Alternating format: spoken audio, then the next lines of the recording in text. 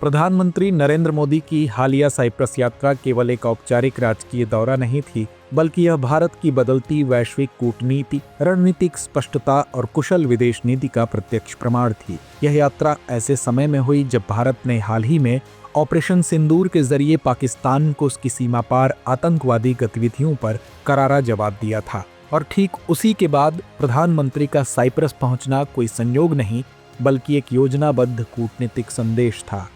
Cyprus 1974 से विभाजित है। तुर्की ने साइप्रस के उत्तर में सैन्य हस्तक्षेप किया था, जिसके बाद देश दो हिस्सों में विभाजित हो गया था।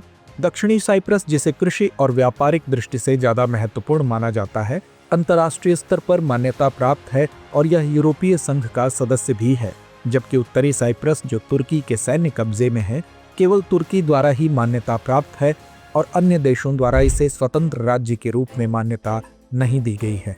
यह संकट, जिसे साइप्रस क्वेश्चन कहा जाता है, दशकों से संयुक्त राष्ट्र और यूरोपीय राजनीति के लिए एक असहनीय चुनौती बना हुआ है।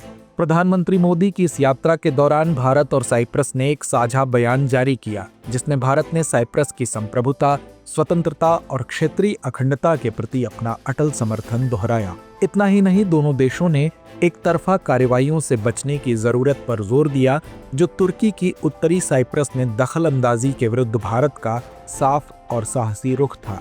इस संदेश को और स्पष्ट किया गया जब प्रधानमंत्री मोदी ने निकोसिया, साइप्रस की विभाजित राजधानी का दौरा किया। यह यात्रा केवल प्रतीकात्मक नहीं थी, यह भारत की उस भावना का प्रतिबिंब थी जो जमीनी सच्चाई से जुड़ने और सिद्धांतों पर अडिग रहने की वकालत करता है।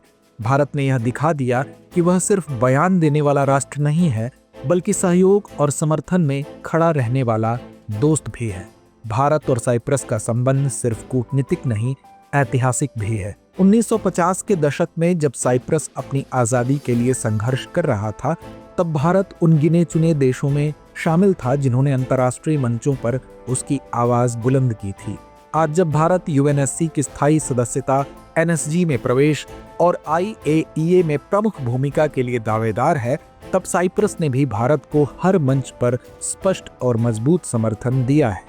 प्रधानमंत्री मोदी ने अपने भाषण में स्पष्ट रूप से कहा है, यह युद्ध का युग नहीं है। यह वाक्य केवल एक शांति की अपील नहीं था, बल्कि यह भारत की वैश्विक नैतिक नेतृत्व की भूमिका को रेखांकित करता है।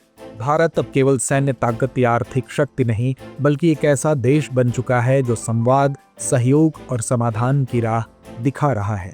इस यात्रा के दौरान साइप्रस ने प्रधानमंत्री मोदी को अपना सर्वोच्च नागरिक सम्मान grand cross of the order of Makarios III प्रदान किया। यह केवल सम्मान नहीं, बल्कि भारत की वैश्विक स्वीकार्यता और विश्वसनीयता का प्रतीक था। मोदी ने इस सम्मान को भारत साइप्रस की मित्रता और साझा मूल्यों को समर्पित किया, जिससे यह रिश्ता और भी सुदृढ़ हो गया। इसके अलावा जब साइप्रस ने पुलवामा के पास हुए पहलगाम आतंकी हमले की खुलकर निंदा की, तो यह भारत के प्रति उसके नैतिक एकजुटता और आतंकवाद के खिलाफ साझा दृष्टिकोण को दर्शाता है। भारत के लिए यह एक प्रमाण है कि उसका जीरो टॉलरेंस टू टेररिज्म रुख अब केवल नीति नहीं, एक वैश्विक स्वीकृति बनता जा रहा है।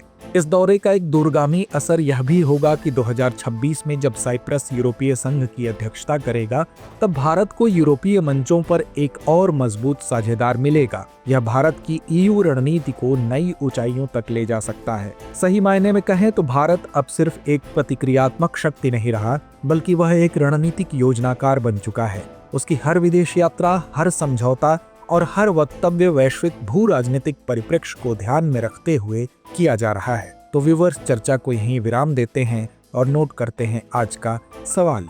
प्रधानमंत्री मोदी की हालिया साइप्रस यात्रा ने भारत की वैश्विक कूटनीति, संप्रभुता, आतंकवाद और यूरोपीय संघ के साथ रिश्तों पर भारत के रुख को किस प्रकार स्पष्ट किया?